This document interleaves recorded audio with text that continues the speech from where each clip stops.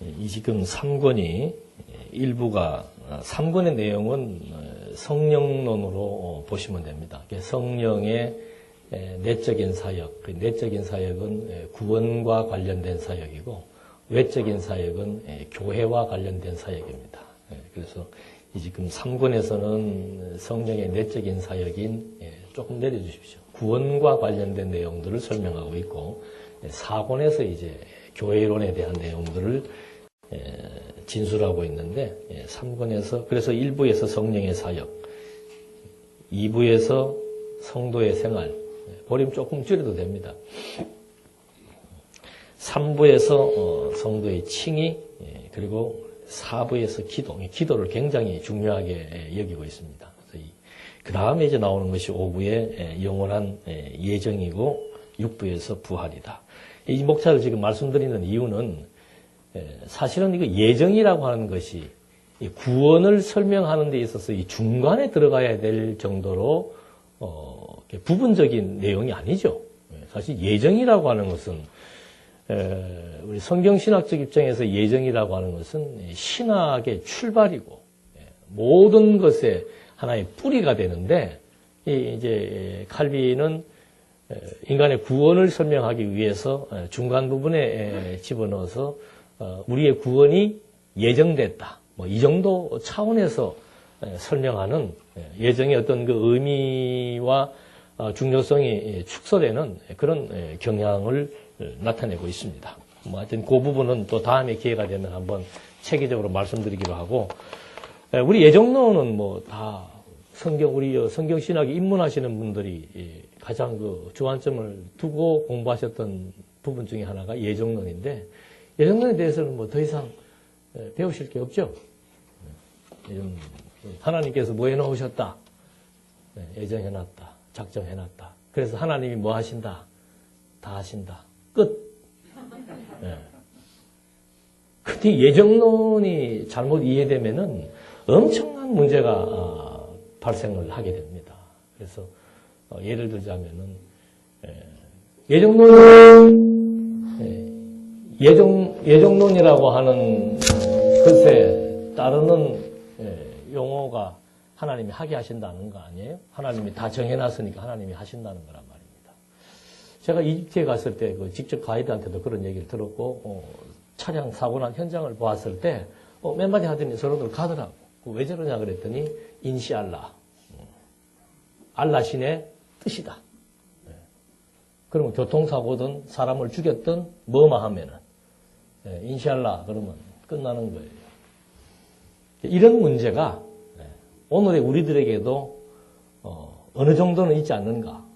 무슨 사고가 나고 무슨 문제가 발생을 하고 내가 실수를 했으면은 그 부분에 대해서 분명한 점검이 있어야 되는데 우리는 쉽게 뭐라고 얘기합니까? 하나님이 어떻게 했다? 하게 했다. 어쩌란 말이냐. 여러분 혹시 그 밀양 영화 보신 거 기억나세요?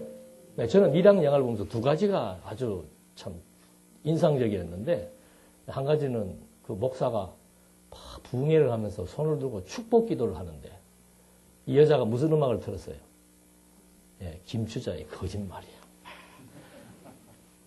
나는 뭐 너무 통쾌하고 거짓말이죠. 자기가 뭔 축복을 하고 자기가 뭘 그렇게 하늘에 있는 복을 다 쏟아 부어가지고 막 나눠주는 중재자 역할을 하는데 수많은 우리 기독교인들은 거기에 지금 엄청난 시간들을 허비하고 속아온 거죠. 이 거짓말이라고. 예수 믿는 사람보다 안 믿는 사람들이 훨씬 냉철하고 비판력이 강합니다. 그 감독은 예수 믿는 사람 아니에요. 거짓말이라고 했고. 또 한 가지는 뭔가 하면 그 주인공의 아이를 유괴해서 살해한 그 살인범이 형무소 가 있었는데 여자가 참 모처럼 마음을 이제 다져먹고 면회를 가서 용서를 해주려고 하는데 그 남자가 뭐라 그래요? 나는 예수 믿고 구원받고 제사함 다 받았다. 그리고 이 여자는 너무도 황당한 거죠. 무슨 기독교가 이래. 그래서 그 문제가 이제 사실은 오늘의 우리의 문제일 수도 있습니다. 우리는 그렇게 극단적으로는 가지 않아도, 뭐 무슨 가정에서 무슨 문제가 발생을 하면은 이거 지금 피해자와 가해자의 관계성을 제대로 정립을 못 해요. 예를 들어서, 누가 나에게 가해를 했을 경우에 이 가해를 당한 사람의 입장에서는 어떻게 해석을 해야 됩니까? 이게 다 하나님의 무엇이다? 뜻이다. 맞아. 누가 내 돈을 떼먹었으면 맞아. 이거 하나님께서 잠시 내 품을 떠나게 한 거야. 내가 너무 돈에 집착을 하니까 하나님께서 돈으로 지금 나를 교육시키는 거야. 이거는 당한 사람이 그렇게 해석을 하는 거예요. 근데 그 사람의 돈을 떼먹은 사람은 어떻게 생각을 해야 됩니까? 하나님께서 하게 하셨으니까. 이것도 무슨 일이다. 그 결국 나중에 길에서 만나도, 같은 이 말씀 운동에 있는 사람이라면 만났을 때, 그렇게 막 미안해 하기보다는, 별일 없었죠. 미안합니다. 그걸로 대충 넘어가는 거예요. 이런 문제들. 그래서 예정론이라고 하는 것이 많은 사람들이 우려를 하는 것 중에 하나가 뭔가, 물론 교리적인 중요한 이슈들이 있습니다만은, 우려하는 것 중에 하나가 뭔가 하면, 첫째는 나태해진다. 하나님이 다 하신다고 해서 나태해진다. 두 번째는 방금 드린 말씀처럼, 무슨 여러분, 책임이라고 하는 것은 누가 누구에게 지우는 거예요? 절대자가 상대자에게 지우기 때문에 상대자인 우리는 절대자에게 책임을 물을 수 있습니까? 없습니까? 없어요. 근데 우리 인간 대 인간의 관계는 무슨 관계예요? 상대적 관계입니다. 상대적 관계에는 잘못했으면 잘못된 거에 대해서 어떻게 해야 돼요? 책임을 져야 되죠. 그런데 우리는 하나님이 하신다는 거에 그 미명 아래 이게 마치 자기가 절대자인 걸로 착각을 해가지고 하나님 하셨는데 어쩔래 이런 심정으로 대하는 경우들이 있다는 거죠. 그래서 그런 이제 문제의식을 좀 한번 던져놓고 예정론에 대한 내용들을 다 아시기 때문에 이제 간략하게 좀 이렇게 한번 생각나는 관점에서 한번 짚어보도록 하겠습니다. 예정론이라고 하는 것에 대해서 이슈는 이슈도 있고 중요한 논점이 있습니다. 논점은 예지 예정과 예지론과 예정론입니다. 하나님이 어떻게 하실 것을 알고 정했다는 예지론. 예정론은 하나님이 미리 이렇게 할 것을 당신 스스로가 정했다라고 하는 것. 그거에 대한 어떤 신약적 내용의 차이를 우리가 한번 다시 되짚어 볼 것이고, 그 다음에는 숙명론과 예정론의 이 차이점. 이게 도대체 뭐하다 이 말입니다. 예를 들면 말이 아이고 다 팔자소관이야 하는 말이나, 다 하나님이 어떻게 뜻이야 하는 말이나 그 용어가 다를 뿐이지 그 의미는 비슷한 부분들이 있을 것 같단 말이죠. 그런 부분도. 그러다 보니까는 나태해지는 거예요. 공부하다가 조금만 실증 나면 아이고 하나님께서 모르겠다. 사업하다가 조금만 어려움 부딪히면 어떻게 해요? 아이고 모르겠다. 이 사람이 추진력이 없는 거예요. 추진력이 없고 적극성이 없고. 근데 성경을 보니까 바울은 어느 정도의 추진력을 갖고 있습니까? 죽인다는 데를 지금 어떻게 해요? 뛰어들어가는 그런 그 추진력. 완전히 그리스도에게 몰입된 상태에서 살아가는 그런 진리에 대한 몰입도. 이건 우리가 뭔가 잘못 알고 있다는 것이지 바울이 잘못된 게 아니거든요. 그래서 이런 부분들을 한번 염두에 두시면서, 그리고 이제 다 아는 대로 신학적인 쟁점은 자유의지의 문제, 예정에 나타나는 것이, 예정이라고 하는 것은 하나님의 절대 주권입니다. 절대 주권이 있다면은 결국은 그 주권자가 모든 것들을 다 정했으니까 그 정한 것들 중에 가장 아픔이 뭐예요? 하나님이 정한 것들 중에 가장 아픔이. 왜 누구는 선택하고 누구는 버리냐의 문제고, 이 타락의 문제를 어떻게 처리할 것인가. 이것이 이제 예정론에 대한 신학적 난제지요. 그래서 이런 부분들이 결국은 신학자들의 눈을 어둡게 만들었고, 성경을 보는 눈을 어둡게 만들었습니다. 그래서 오늘 발표하실 학자 되시는 그분도, 지금 서구에서도, 학자들이 제일 꺼려하는 부분이 뭔가, 제일 회피하는 내용이 뭔가 하면은 성경의 통일성 얘기를 가장 회피한답니다. 그래서 자기는 그래서는 안 된다. 우리 학자들은, 신학자들은 성경의 통일성을 아직은 완벽하게 찾지 못했지만 그래도 성경의 통일성이 있다고 해야 된다. 얘기해야 된다. 그게 아주 흥분하면서 얘기를 하더라고요. 근데 우리는 뭐예요? 다 안고 앉아 있는 거죠. 그거 30년을 들어온 얘기인데. 근데 지금도 아까도 제가 잠깐 설명했지만 그분은 그 서구 신학의 중추적인 역할을 하시는 분이에요. 그런 분들도 하는 얘기가 자유주의 신학자들의 공격이 하도 거센데 그동안 거기에 방어만 해오다 보니까는 이게 신학이 제 힘을 발휘하지 못했는데 이제는 같이 대응 자세를 취해야 되는데 그것 중에 하나가 뭔가 이제는 성경의 통일성에 대해서 피하면 안 되겠다는 거죠. 근데 뭐 피하면 안 되겠다가 아니고 대안이 있어야 거기에 대해서 주장을 할 텐데 이제 아마 그런 부분에 대해서 오늘 당신이 가지고 있는 창조신학과 또 그리스도 그리고 언약 이런 논리에 의해서 아마 이제 좋은 얘기가 나올 텐데 하여튼 아마 좋은 시간이 될 거예요. 이 말씀을 드리는 것 역시도 이 예정이라고 하는 것은 하나님의 절대 주권이고 절대 주권이라고 했을 때 문제가 되는 것은 크게 두 가지예요. 왜 누구는 버리고 누구는 취하느냐. 그리고 또 한 가지는 이 타락의 문제를 어떻게 이걸 처리할 것인가. 우리 뭐 답을 알고 있습니다만 하여튼 그 정도로 예정론에 대해서의 어떤 그 이슈와 신학적인 내용들이 무엇인지를 일단 한번 감지하시면서 역사적으로 봤을 때 역사적인 고찰이라고 하는 것은 굉장히 중요합니다. 이 역사적인 고찰을 할 때 아주 중요한 그 신학자들이 있습니다. 4세기 늘 빠지지 않죠. 4세기 어거스틴, 라틴어로 아우구스티누스라 그러죠. 이 사람이 이제 어떻게 보면은 신학의 초석을 놓은 사람입니다. 우리 입장에서는 이제 4세기보다 1세기의 바울, 이제 뭐 그리스도는 신학의 본질이니까 더 이상 얘기할 게 없지만은 그리스도가 오셔서 신학이란 무엇인 것을 정의해주고 설명해 주었고 그리고 성령을 보내가지고 이제 하나하나 교육을 해나가시는데 그때 이제 사도 바울이 이제 완벽한 특히 사도 바울은 뭐 예정론자죠. 에베소서 보면은 뭐 오늘도 여러분들이 이제 강의를 들을 때 제가 조금 한번 힌트를 드리면은 모든 신학자들의 신학의 출발은 무엇으로 출발할 것 같아요? 이거 현명하시네. 미리 내가 아까도 창조 얘기했잖아요. 그 신학자들은 다 창조로 출발을 합니다. 창조했는데 뭐 했다? 타락했다. 그래서 누가 필요하다?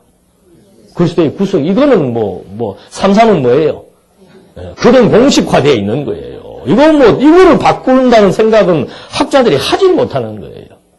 그래서 아마 김경 목사님도 그분 모시고 어떻게 다니시면서 잠깐 몇 마디 얘기를 하면서 1장 28절을 꼭 문화명령으로 봐야 되느냐. 그걸 하나님은 언약으로 좀 보면 안 될까요? 얼굴이 빨개지더래. 그 처음 듣는 소리죠. 틀을 깨는 소리란 말입니다. 근데 성경은 이미 틀을 깨준 거예요. 성경은 창조로부터 시작하는 것이 아니고 무엇으로 시작합니까? 그래서 바울은 에베소서를 쓰면서 이것이 영혼 세계의 사역이 있고 영혼 세계에 대한 사역을 이제 피조 세계에 드러낸 것을 우리는 계시 사역이라고 그러죠. 그래서 이 피조 세계의 사역이 이제 창조와 뭐예요? 종말로 계시되는 거란 말입니다. 그러니까 신학을 출발을 하려면은 무엇으로부터? 이 본질로부터. 그래서 김규 목사님도 그 얘기를 잠깐 했다고 그래. 창조 얘기를 하는데 창조 이전에 영원한 세계가 있었지 않습니까? 그랬더니 또 얼굴이 빨개지더라고요. 들으면 알죠? 들으면 아는데 그 3, 3은 9라고 하는 그 고정관념을 깰 수가 없는 거예요. 근데 수학 전문가들이 볼 때 3, 3은 9가 또 아닐 수도 있어요. 1 더하기 1이 2가 아닐 수도 있단 말입니다. 그런 것처럼 이 고정관념을 깬다는 것이 중요한데 사도 바울은 이미 모든 신학의 출발을 무엇으로부터? 영혼이라고 하는 본질로부터 출발을 하는 거예요. 그래서 바울이 썼던 고린도서라든지 더 특별히 히브리서라든지 이런 데 보면은 보이는 것, 나타난 것은 무엇으로? 보이지 않는 것으로 말미암는 것이다. 모든 만물이라는 것은 창조와 종말, 이 피조세계 전체를 말하잖아요. 모든 만물이 어디에서 나왔다? 여기에서 나왔다 그 말이에요. 주에게서 나왔다는 말은 예수님은 언제부터 존재했어요? 2000년 전에 오신 분이 아니라니까. 그 전에 영원부터 그래서 태초에 말씀이 계신다. 이 말씀이 곧 하나님인데 그가 누구다? 그가 하나님의 아들 그리스도다. 그러니까 모든 신학의 출발은 이 영원한 본질과 근원으로부터 시작을 해서 풀어나가야만 이 과정 설명을 정확하게 할 수가 있는 거예요. 근데 여기로부터 출발하지 않고 창조, 타락, 구속이라고 하는 요 도식으로 시작을 하니까 항상 문제가 되는 것은 뭔가 하면은 하나님이 창조했는데 인간이 타락을 했다. 그래서 예수님 와서 구원을 했다. 그리고 이제 구원받는 사람들은 어디 간다? 천국 가자. 뭐 이 도시에서 벗어나지 못하고 그에 따르는 여러 가지 신학적 문제들이 발생할 수밖에 없다. 그렇다면은 영혼으로부터 출발한다는 것은 어떤 의미가 있는 것인가? 모든 신학이 영혼으로부터 출발해야 되는 이유가 어디에 있는가? 그건 다른 데 있는 게 아닙니다. 이것이 바로 하나님의 이제 모든 일반 섭리를 얘기할 때는 작정이라고 그러고 우리 인간의 구원과 관련된 문제는 예정이라고 얘기하는데 이 피조 세계의 모든 것의 근간이고 뿌리고 배경이에요. 그러니까 이 나타난 모든 섭리는 나타나지 않은 우리 눈으로 보이지 않는 영원한 본질의 작정, 계획, 뜻, 사상에 의한 계시적 표현이라 그 말이죠. 그러니까 이걸 모르고 이걸 설명한다는 것은 맨 설명해봐야 항상 남는 것이 뭔가, 왜 그런가? 그걸 알 수가 없는 거예요. 영원한 본질을 모르면 하나님이 왜 창조했습니까? 하나님이 왜 타락하게 했습니까? 하나님이 왜 이스라엘을 선택합니까? 하나님이 왜 예수를 보냅니까? 하나님이 왜 심판하십니까? 하나님이 왜 천국을 보내십니까? 계속 질문에 들어가면은 근원을 모르면은 그 질문에 대한 답변이 궁색한 거죠. 그러니까 여기서부터 시작한 사람들은 하나님이 왜 구원합니까? 왜 타락하게 했습니까? 하나님이 타락하게 한 거 아닙니다. 그냥 하나님은 알고 있었을 뿐입니다. 알고 있었어요? 타락이 좋은 겁니까? 나쁜 겁니까? 나쁜 겁니다. 그 나쁜 짓 하는 것을 하나님은 그대로 보고만 계십니까? 보고만 있었다기보다는 허용했습니다. 그 말이 그 말이에요. 그런 식으로 궁색한 말을 할 수밖에 없는 거죠. 그래서 이 예정론이라고 하는 것이 단순한 우리의 구원 문제만 설명하기 위한 것이 아니고 정말 이 무대에 살아가는 것이 인간이잖아요, 결국은. 인간의 존재 가치, 인간의 삶의 양식, 인간의 어떤 그 삶의 어떤 목표, 삶의 가치, 이런 것들을 정확하게 알려면은 영원한 본질로부터 설명하고 해석하고 이해하지 못하면은 인간의 문제조차도 이거는 뭐 해결이 날 수가 없는 거죠. 그래서 오늘 그 사람의 그 주제도 보면은 결국은 이 구약 신학이라고 하는 것이 인간의 삶과 연관된 것이라는 얘기를 하는데 사실은 출발은 인간의 삶과 연관되기 이전에 하나님의 존재 확증이 되어지는 영원한 존재자이신 하나님의 존재 확증이 되어져야 내가 여기에 왜 살아야 하며 무엇을 위하여 살아야 하며 어떻게 살아야 되는 것이 나에게 가치롭고 의미 있는 것에 대한 해답을 정확히 포착할 수가 있는 거죠. 그래서 이거를 모른다는 것은 아무 문제도 해결할 수가 없는 겁니다. 그래서 예수님께 바울은 그리스도를 보고 가장 고상한 지식이고 그리스도를 통해서 하나님의 존재를 확정했다는 말의 의미가 뭔가? 바로 그리스도를 통해서 그리스도가 오신 것은 왜 오신 거예요?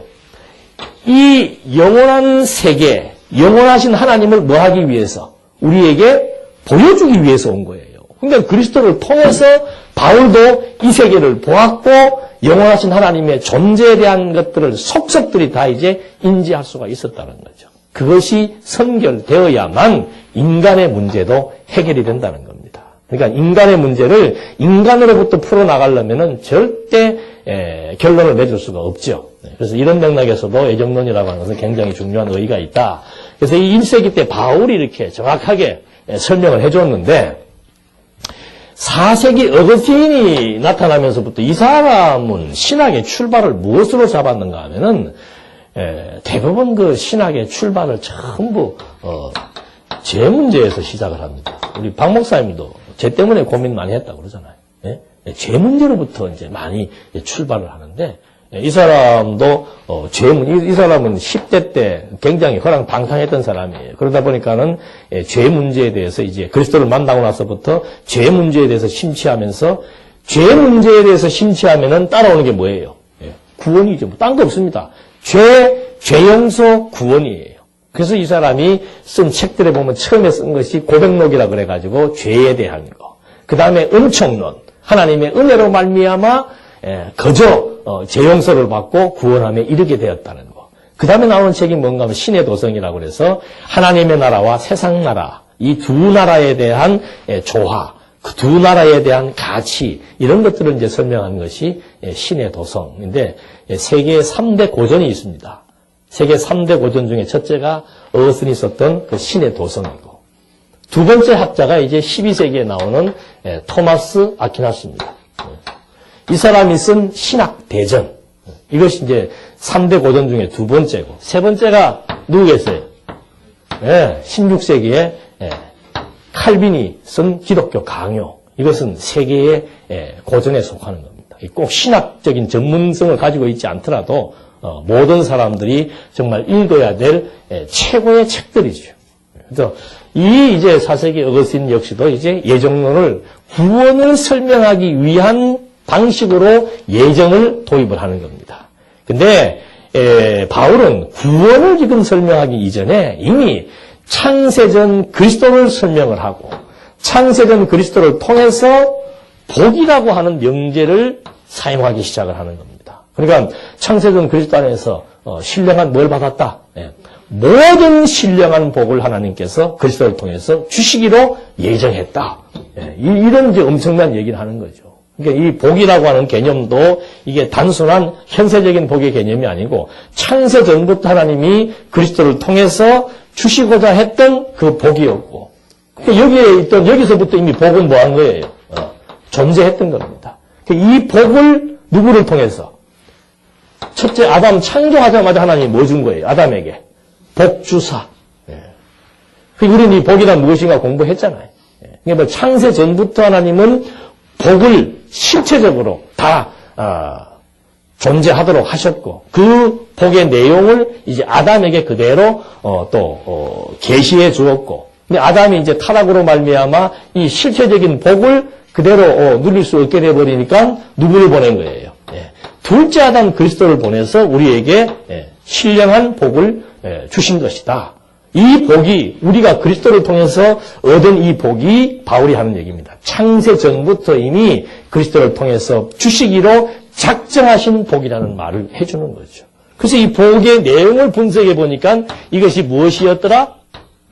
하나님 나라에 대한 하나님 나라의 뭐예요? 교회라고, 하나님 나라라고 하는 것은 이 영원한 본질적인 개념이고, 우리가 교회라고 하는 말을 할 때는 피조세계 영역에서 이해할 수 있는 그런 개념으로 받아들일 수 있지요. 그래서 이 지금 우리가 이 교회의 멤버가 되었다, 하나님 나라의 백성이 되었다, 이 엄청난 사건은 이미 언제부터? 창세 전부터 하나님께서 이미 실존했던 복을, 그리고 작정했던 복을 아담을 통해서 보여주었고, 그 다음에 그리스도를 통해서 실현하여 성취하신 것이다. 이런 이제 개념이 들어와야 교회란 무엇이고, 교회가 왜 가치롭고, 내가 그리스도의 지체로서의 이 삶이라고 하는 존재가 왜 의미가 있는지를 정확히 파악을 할 수 있습니다. 이 지금 4세기 때의 어거스틴은 예지론을 주장을 합니다. 예정. 하나님께서 타락할 것을 알고 타락할 것을 알았지만 그 타락한 상태를 두고 어떤 친구는 구원을 했고 어떤 친구는 버린 것이다. 이제 이 예정을 주장하는 학자들이 지금 거의 90%지요. 그러니까 잠깐 아까 말하다 보니 12세기요 토마스 아퀴나스는 이 로만 카톨릭 신학의 대부입니다. 그러니까 어거스틴으로부터 신학 사상들을 자기들 중심으로 재정립한 것이 이제 신학 대전이고, 그 다음에 어거스틴에서 우리 개혁주의로 발전시킨 것이 이제 칼빈의 신학 사상입니다. 그러니까 칼빈은 예정론을 얘기했고, 여기도 뭐 다 예지예요. 근데 예정론을 얘기를 하는데 예정론에도 두 가지 파트가 있습니다. 타락을 기점으로 해서 타락 전에 하나님께서 예정을 했는가, 타락한 이후에 예정을 했는가. 그 말도 또 예지 예정이나 마찬가지예요. 그러니까 칼빈은 처음에는 타락 전에 예정했다고 강하게 얘기를 했다가 후반부 가게 되면은 하나님께서 타락할 것을 알고 근데 그 말은 칼빈의 기독교 강요 책이 이렇게 두껍잖아요. 한 반줄 정도 나옵니다. 그걸 찾아냈다는 거 아니에요. 매의 눈이지요. 막 얘기하다가 그거는 슬쩍 지나가는, 그게 너무너무 중요한 얘기인데 슬쩍 지나가 버리는 거예요. 왜? 자기는 하나님의 절대 주권이 확실하다고 믿어져서 막 하나님의 절대 주권, 칼빈이 예정론을 쓴 거 아닙니까? 막 주장을 했는데, 이거 타락 문제가 이거 너무 가슴 아픈 거예요. 이 타락만 아니라 쓰면 그냥 막 끝까지 절대 주권을 밀고 나가고 싶은데 타락 문제가 딱 걸리니까, 요때는 하나님께서 뭐 했다? 타락은 인간의 무엇이다? 자유의지를 허락했다. 근데 저는 그래, 칼빈한테 한번 나중에 만나면 그걸 물어보고 싶어요. 당신 진짜로 그렇게 생각해서 쓴 거냐? 안 그러면 논리상, 칼빈도 수사학을 전공한 사람이고, 이 어거스틴도 수사학을 전공한 사람들이기 때문에 굉장히 논리적입니다. 그러니까 벌써 자기 스스로가 이 말하면 여기에 걸리고, 여기 이 말하면 저기에 걸린다는 걸 알기 때문에, 이 말했을 때 여기에 걸리니까 이걸 빠져나가기 위한 돌파구가 인간의 자유의지를 설명할 수밖에 없었던 거죠. 그러나, 칼빈도 바보가 아닌데, 박사학위를 2개, 3개씩 가지고 있는 사람인데, 절대 주권과 자유의지가 서로 충돌한다는 개념의 충돌 정도는 알고 있죠. 그럼에도 불구하고 왜 인간에게 자유의지를 얘기할 수밖에 없었는가? 아까 말한 대로 이 타락의 책임 문제. 이게 너무도 이제 해결이 안 되니까 그걸 해결하기 위한 돌파구로서 인간에게 자유의지가 있다라는 이제 주장을 하게 되었고, 성경적인 근거가 뭔가? 하나님이 인간을 창조할 때 어떻게 창조한 거예요? 하나님의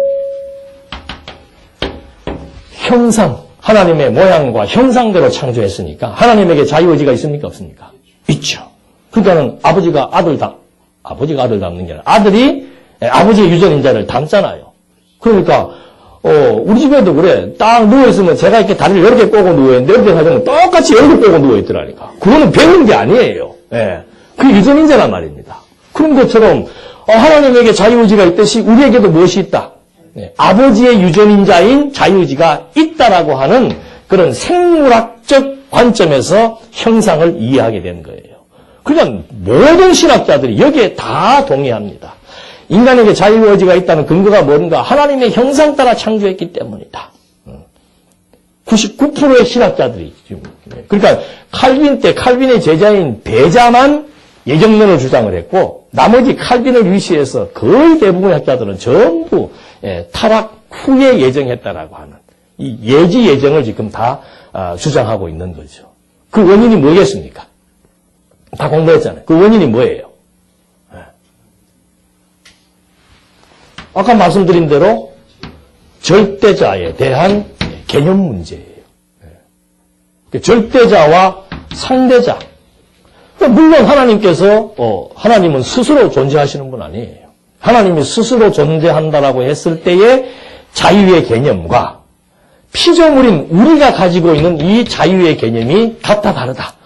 완전히 다른 거죠. 근데 이거를 같은 개념으로 이해를 해버리니까 하나님이 자유자니까 우리도 자유자고, 내가 자유자니까 나는 내 마음대로 할 수 있다. 그래서 아담이 지 마음대로 해가지고 타락했으니까 지 마음대로 한 아담이 책임을 져야 된다. 이 책임론을 그런 논리로 풀어간다는 거죠.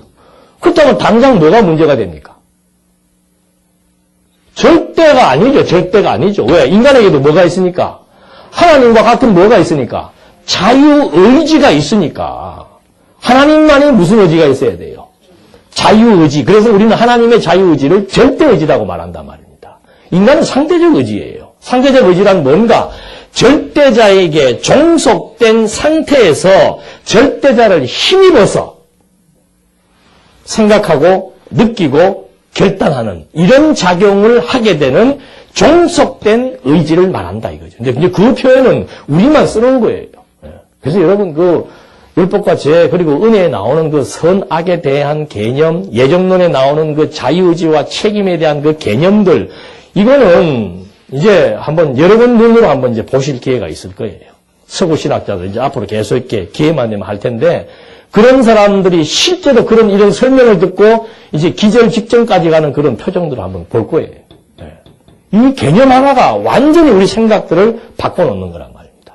그런 입장에서 봤을 때 이런 부분들이 이제 안 되기 때문에 논리상 맞지 않는 절대에 상충되는 이런 그 상대자가 감히 절대자하고 대등적 관계에서 의지를 원한다는 이런 이제 넌센스가 여기서 벌어지게 되는 거죠. 그래서 이제 얘기하다가 나왔는데 이제 21세기에 와서는 칼 바르트예요. 이 정도만 우리가 이제 알게 되면은 모든 신학적 이론들을 이 사람들은 다 가지고 있습니다. 그래서 어떤 주제를 가지고 논할 때에도 역사적인 고찰을 할 때는 이분들을 중점적으로 건드려주면 이제 다 특색이 있고 뿌리가 어디인지를 확인할 수가 있는 거죠. 그래서 우리는 여기 다 설명해놓고는 이제 그 다음에 LM이라고 해도 되고 언약 성취사적 성경신학이라고 해도 되고 근본 개념부터가 다르다는 거.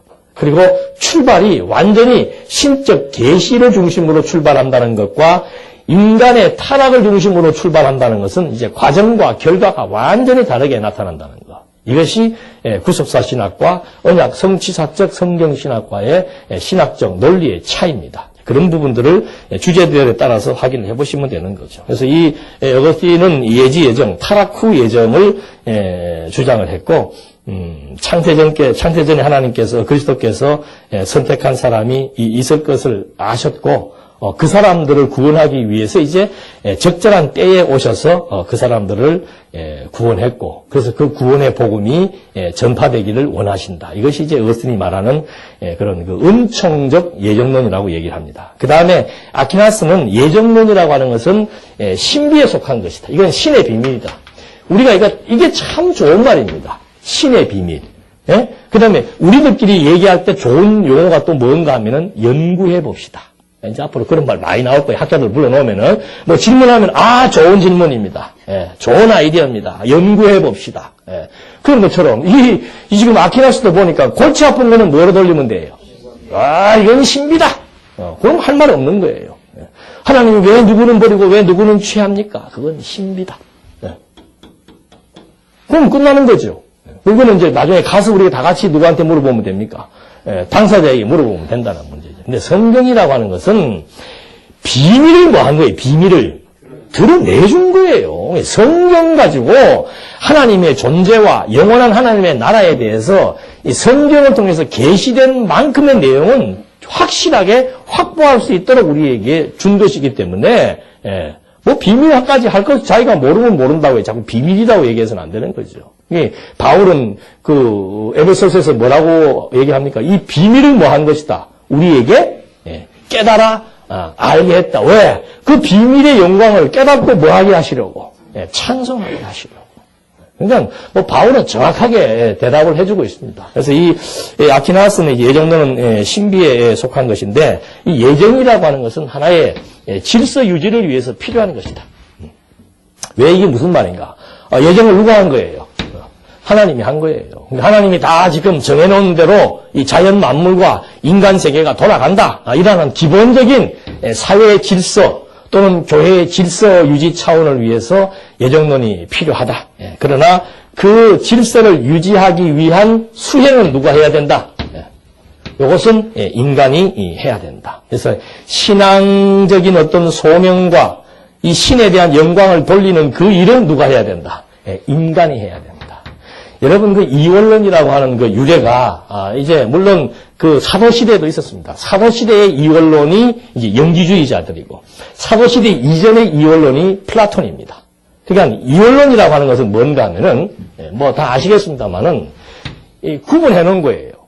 그래서 선한 것과 악한 것을 구분해 놓습니다. 그래서 영지주의자들은 선한 것은 영적인 것은 선한 것이고 육적인 것은 뭐 한 거예요?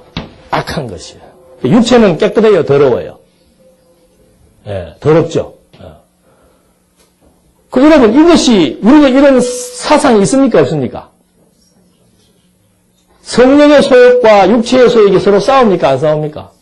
싸우죠. 성령과 육체가 서로 대립관계입니까? 아닙니까?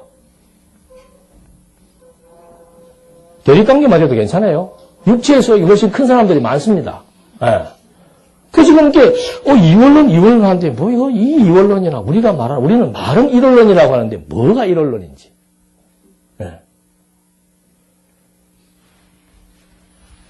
플라톤도 영지주의자도 플라톤은 여기 선을 딱 끊어놓고 이 세계가 어떤 세계니까 악한 세계고 추잡한 세계니까 우리가 이 하나의 아이디어 이성 좀 색다른 어떤 선한 것을 추구해 나가는 또 다른 세계를 하나 관념적으로 만들어 놓은 거예요. 그래서 이 세계는 보이는 세계는 악한 것이고 보이지 않는 세계는 선한 세계다. 이 자꾸 우리도 말려요. 보이는 이 세상은 어때요?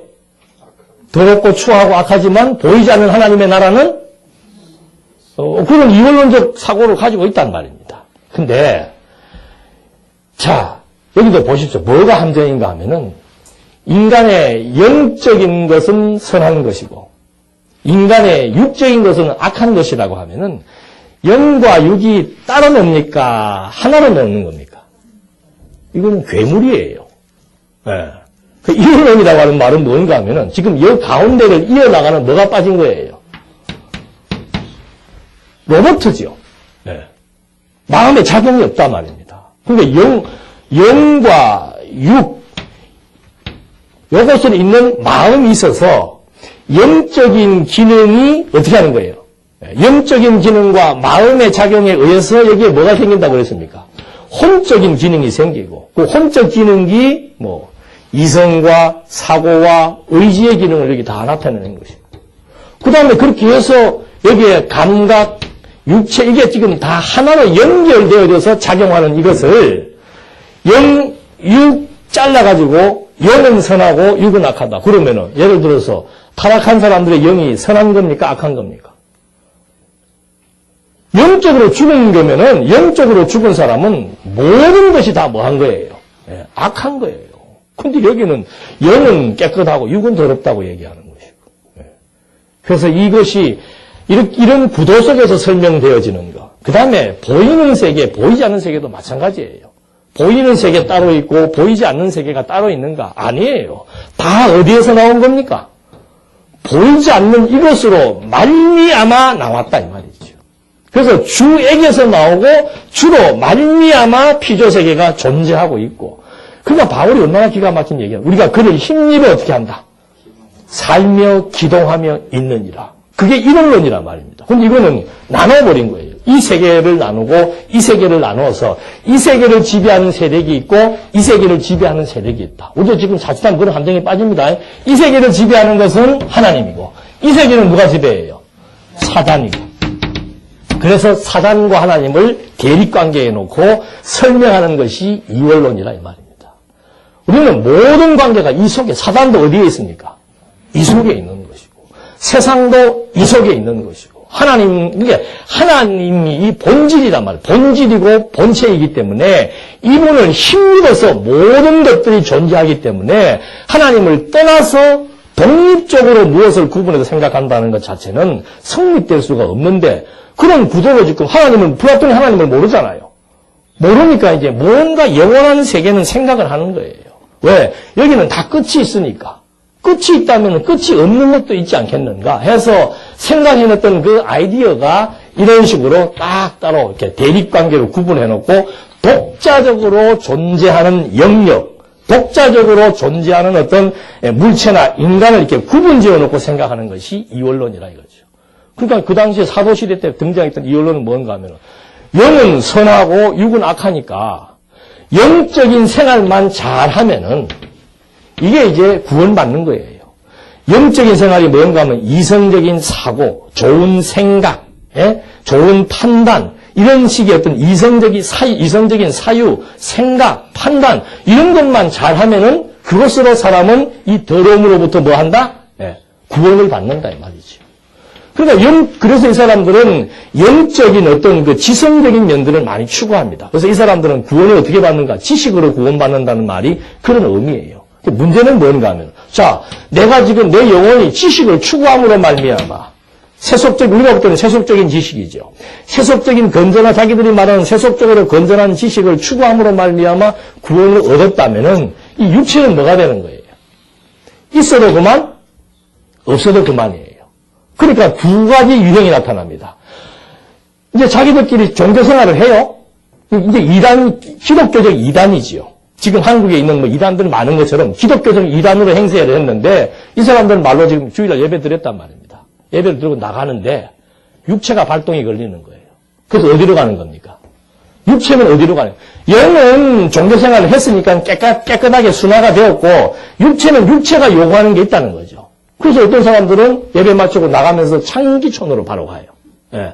아무런 죄의식이 없습니다. 왜? 육체는 썩어서 뭐 할 거니까? 없어질 거니까. 이것이 영지주의의 극단적 영지주의입니다. 그러니까 한쪽에서는 자기들끼리 신앙생활 잘한다고 하면서도 한쪽으로서는 이제 막 가는 거죠. 내 육체가 이건 어차피 버릴 몸 아니에요. 버린 몸이니까 버린 몸이 하고자 하는 대로 해라. 우리도 이런 영지주의 경향이 많습니다. 말씀을 잘못 깨닫게 되면은, 말씀 깨닫고 나서는 막, 더 내놓고, 이런 말씀 아닐 때는 술도 조심해서 숨어서 마시던 사람들이, 아이고, 무슨 뭐 술 마신다고 지옥 가냐? 그래요, 안 그래요? 그럼 우리가 지옥 안 가려고 예수 믿는 겁니까? 그런 거 아니에요. 대놓고 막 하는 경우들이 많다니까. 이것이 말씀 운동 안에 있는 영지주의예요. 성경은 그렇게 말하고 있지 않습니다. 성경은 신학의 논리 체계도 나중 가서 강조하는 게 뭐예요? 생활이에요, 생활. 어떤 분이 그랬다 그래.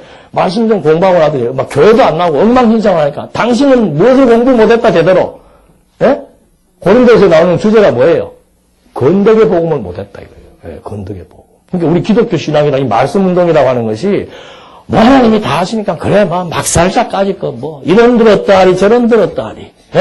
어차피 베리면 썩어질 몸인데 이게 지금 영지주의 사상이란 말이에요. 우리는 육체가 왜 필요한 거예요? 아침에 너무 좀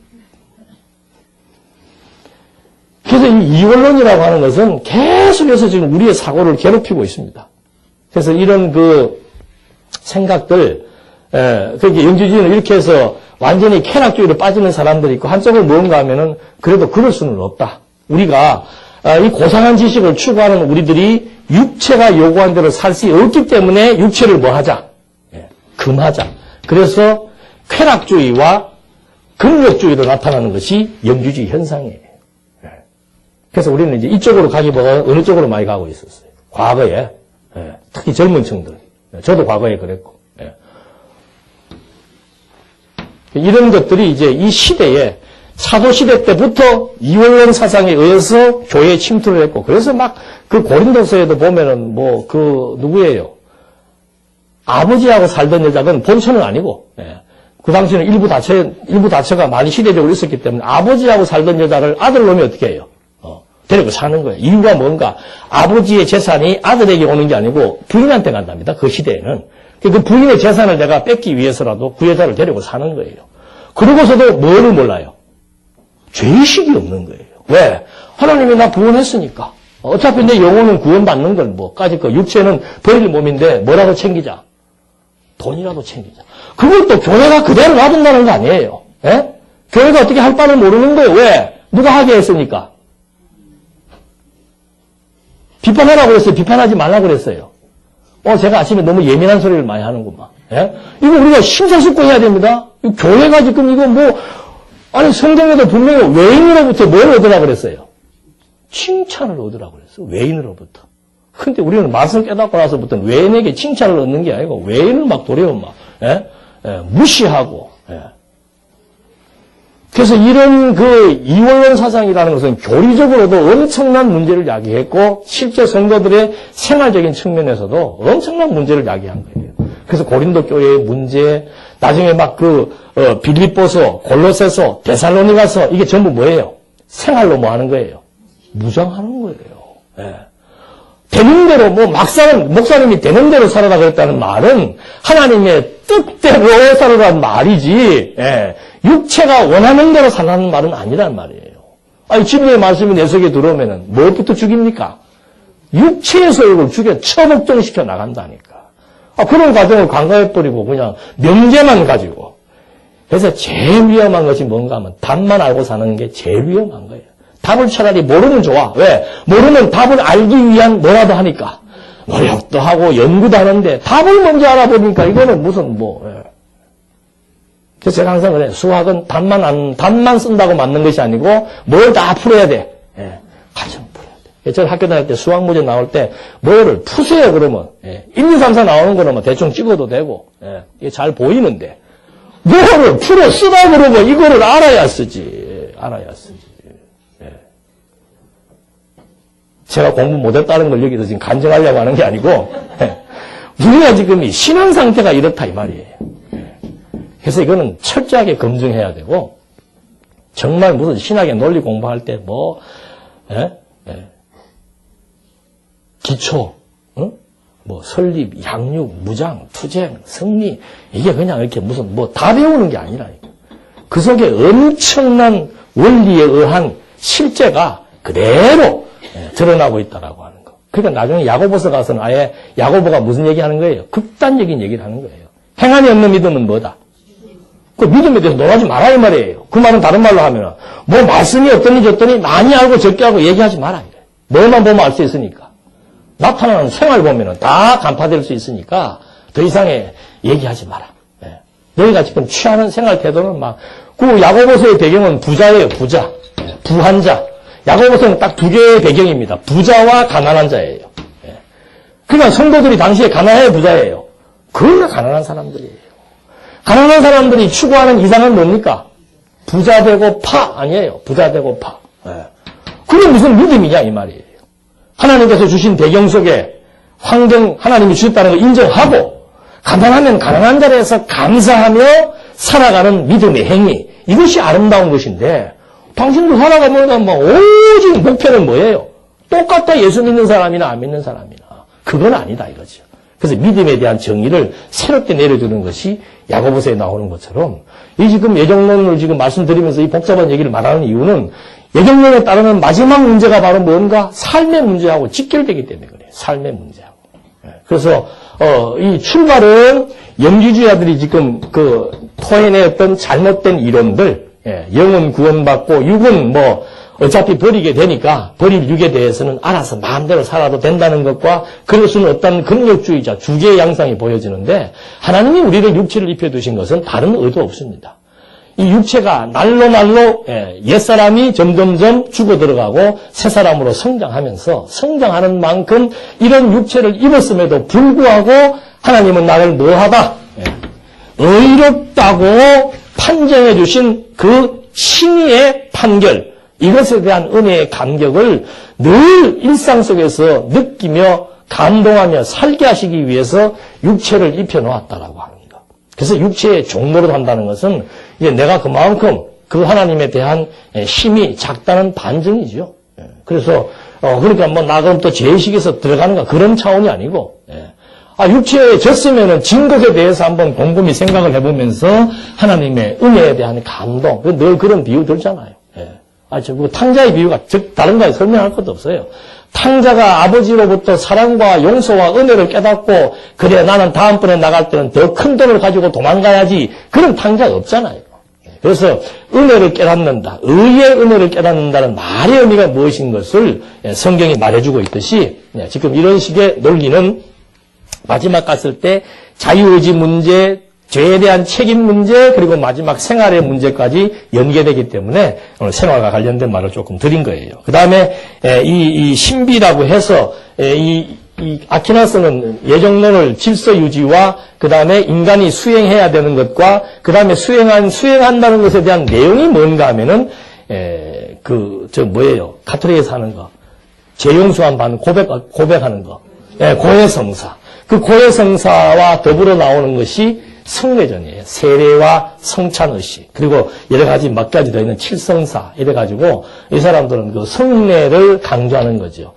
질서를 파괴한 사람들은 반드시 고해성사를 해야 되고 세례와 성찬을 통해서 재용서를 받게 되는 거. 그걸 누가 분배하는가? 그걸 교황 및 사제들이 분배하기 때문에 그 교회의 권위는 교황에게 있다는 말의 의미가 뭔가? 교황이 지금 재용서 해준다는 거예요. 그리고 신부들이 재용서 해준다는 것이고. 이렇게 해서 이 사람들이 중재자 노릇을 한다. 그래서 이 사람들은 예정론을 얘기하든 무슨 구원론을 얘기하든 항상 강화시키는 것은 뭔가? 교황의 권위, 사제들의 권위를 강화시켜서 교인들을 교회의 질서를 유지하기 위한 수단으로 삼는다는 것. 이것이 이제 가톨릭의 신학적 요지고, 칼빈이 말했던 예정론, 이제 루터와 칼빈이 16세기 사람인데, 루터는, 좀, 이렇게, 행동파예요. 그리고 칼빈은, 탐구파고. 그러니까, 행동파가 예정론 자꾸 얘기 들으니까는 짜증나는 거예요. 뭐가? 자꾸 그냥 루터는 지금 행함으로 구원 얻는다고 알고 있었다가, 믿음으로 구원 얻는다. 그것만 가지고 루터는 너무너무 행복한데, 자꾸 옆에서 깐죽거리면서 예정론 얘기하면서 하나님이 하게 하신 거라면 책임을 져야 되고 인간에게 자유의지가 있고 하니까 예정론 얘기하지 마라. 루터는 예정론을 논하지 말라고 그랬습니다. 왜 그랬는가? 타락과 죄에 대한 책임 문제가 해결할 수 없다는 걸 알았기 때문에. 그래서 그렇게 얘기를 해놓고, 단지 이제 자유의지는 똑같아요. 자유의지는 인간의 세상 살아가는 인간들의 일상적인 일은 누가 한다? 인간이 한다. 그러니까 일반적인 일은 인간의 자유의지로 하고 특별한 일은 누가 하는 거예요? 하나님이 하고. 그러니까 구원과 영적인 것과 관련된 것은 하나님의 의지로 하고 밥 먹고 살고 직장생활 하는 것은 누구의 의지로? 이게 확실한 이원론이죠. 네. 우리는 그게 아니에요. 그래서 자꾸 이런 식으로 이제 루터는 이제 이런 이분법적으로 이원론을 얘기하고 있고, 그 다음에 이제 칼빈은 우리가 늘 공부한 대로 이건 완전히 이제 이중 예정론이라고 해서 선택과 유기에 근거해서 이제 하나님의 절대 주권에 의한 예정이라는 것을 강하게 강조를 해와서 이 칼빈의 5대 고리에 보면 구원의 주체도 하나님이고 인간은 전적 무능력하고 선택의 방법도 무조건적 선택이다. 인간이 타락하고 안 하고 상관없이 처음에 그렇게 얘기해요. 무조건적으로 하나님이 선택을 한 것이고, 그 다음에 속죄의 범위도, 카톨릭처럼 어느 정도는 죄를 용서해주고, 어느 정도는 다시 또 죄를 묻는 게 아니고, 이건 영원한 속죄다. 정확하죠. 그 다음에 하나님이 베푸신 구원의 은총은 인간 편에서 거부할 수 없는 불가항력적 은총이다. 근데 바르트는 인간 편에서 거부할 수 있다. 아퀴나스도 인간이 거부할 수 있다라고 얘기하는 거죠.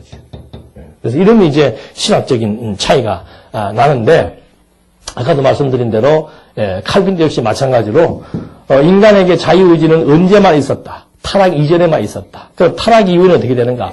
타락 이후에는 선을 행하는 자유의지는 없고 무엇을 행할 수 있는?